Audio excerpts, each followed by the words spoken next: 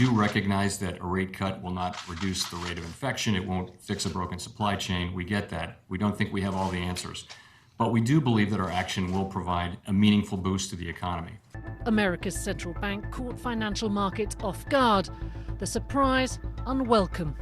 One big reaction came from investors in government debt known as bonds.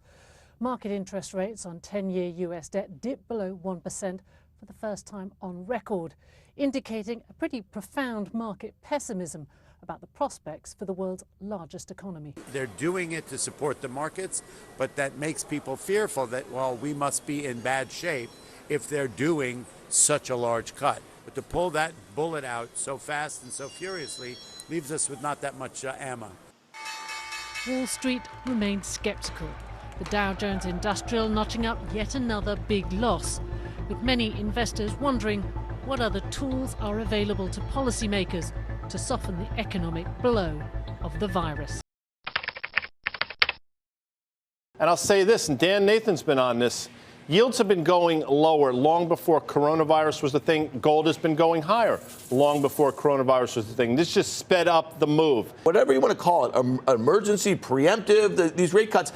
My history watching this and watching stock markets, you go back to 2001 when they had surprise rate cuts. Well, you know what? The stock market got cut in half. And then you go back to 2007, 2008, when they started doing surprise emergency rate cuts in between meetings. And again, the S&P 500 got cut in half. So the market does not really love these sorts of things. Jerome Powell, right? Everybody's sort of, telling him he's doing a bad job. Let me just sort of add to, I don't agree with what he did. Because you can't cure the flu with a rate cut. Right? That when in 1998, when the Russian debt crisis happened and long-term capital was blowing up, that was completely a financial crisis. And that rate cut actually did solve that crisis.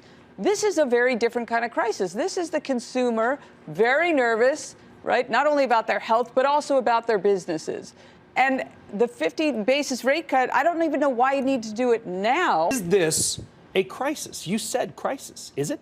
I think it is of deep concern that the way we go about our daily business in the United States is changing, right? We all know of a conference that was canceled or a trip that they're not going to take or just pulling back or buying extra supplies. I'm supposed to travel this weekend. True story. Let's say I just change my mind. My dog is going into a kennel. That's true.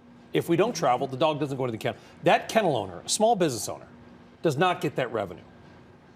A lower rate is not going to help that kennel owner or the thousands or hundreds of thousands of small businesses around this country. Look, we were facing in the fall when the Fed gave us QE4 was essentially growth and recession risk. And markets were not only not pricing that, but the S&P went on a 19% run, which led you to the dislocation that we've had over the last 6 trading sessions. That's what set this up. That I don't really believe this is a health crisis right now. When you think about the amount of cases and the way it's spread and how many deaths there are, it's not a health crisis. It is a financial crisis. That's what's going on. When you see headlines that, millions, there was a headline on February 22nd on Bloomberg that millions of financial firms in China could go under, could go bankrupt if the banks don't act. That was 2 weeks ago. And now I heard on the network all day today about small businesses to the point that you just made here in the U.S. What sort of bailout are they going to need? We just heard about from the administration that they might pay hospitals and insurance companies and all this sort of. I mean, this is not a humane thing. This is a financial crisis. There's been too much debt all over the planet. We know that there's been a rolling financial crisis from here in the U.S. in 08 and 09.